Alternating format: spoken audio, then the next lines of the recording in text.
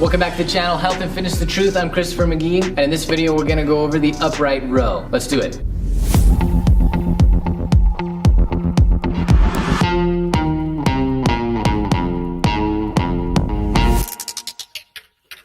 Let me say, first off, that a lot of people find that their shoulders don't like this. And there's a lot of, or probably be more correct to say, there's very little room in the shoulder for things to move around and a high chance of pinching, especially your supraspinatus tendon. Hey, if this bothers your shoulders, just leave it alone. There's other ways to work out your shoulders, okay?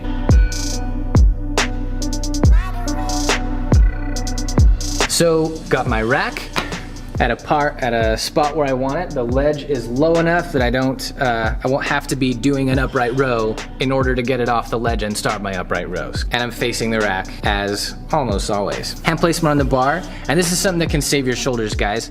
If you have wide hands on a bar for an upright row, that will most definitely pinch something in your shoulders, all right? You want quite a narrow grip on this, and that'll save your shoulders. So you're gonna come back here, shoulders are back and down, my pelvis is right under my shoulders, I've got good spinal alignment from point A. I'm gonna maintain it to point B, okay? The idea here is to take the bar from where it is at this just dead weight hold, take it from here to about my sternal notch, and my elbows should be aiming to get above my shoulders. Now, not everybody has the same kind of shoulder joint, right? I mean, a shoulder joint is a shoulder joint, but at the same time, not everybody's built exactly the same. Some folks don't get their elbows above their shoulders very easily, but you want to maintain a sense of your shoulders staying down. In an upright row, I'm not trying to, it's not a shrug.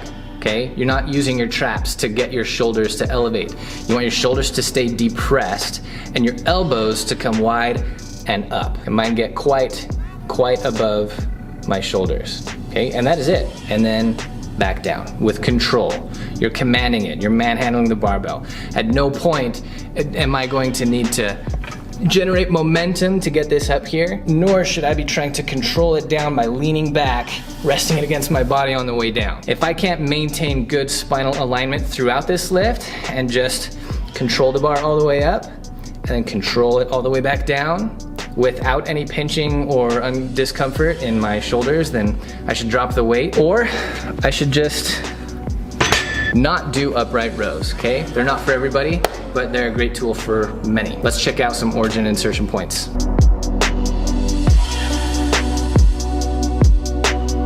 All right, really the only prime movers for an upright row are the deltoids. There's a couple other muscles that you might look at and think that they could or maybe should be prime movers, but we'll talk about why they aren't. So your deltoid has three branches. Your front or anterior branch comes off the lateral end of your clavicle here. Here's the clavicular head, here's the acromion head, and here's the AC or acromioclavicular joint. Onto the head and extending in is the origin point for the anterior branch of the deltoid. And it comes from here down onto the deltoid tuberosity of the humerus, okay? Which is the same insertion point for all three branches. Now your middle head comes from the acromion head right here and extends down along the back of the spine of the scapula just a bit, okay? And it comes straight out and down onto that same insertion point, the deltoid tuberosity on the humerus.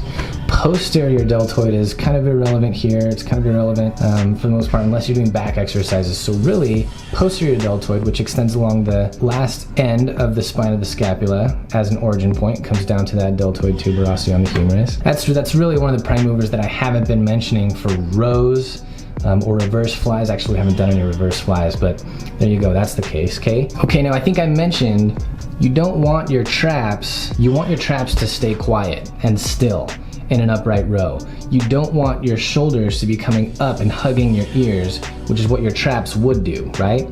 Like if you were to do shrugs, so your upper traps are lifting the whole shoulder girdle up toward your ears, right? You don't want that in an upright row. You want your traps to be quiet. Now, it's impossible for your scapula to be completely immobile as you do an upright row. But the fact that muscles are moving back here does not mean that they're one of the prime movers for an upright row. And in fact, they could all be relatively quiet while the movement of an upright row was going on, and they would not be prime movers. Same story with the bicep, right?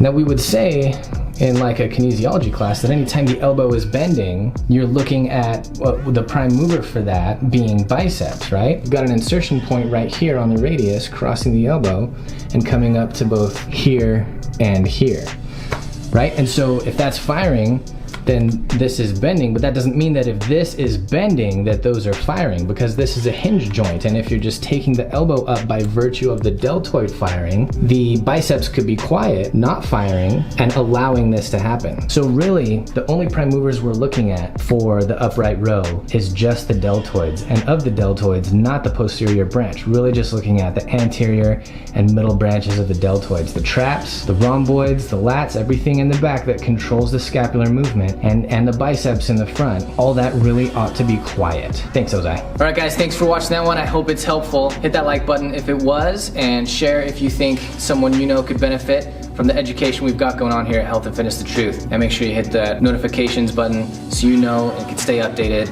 on everything we're doing here. We'll see you guys in the next video.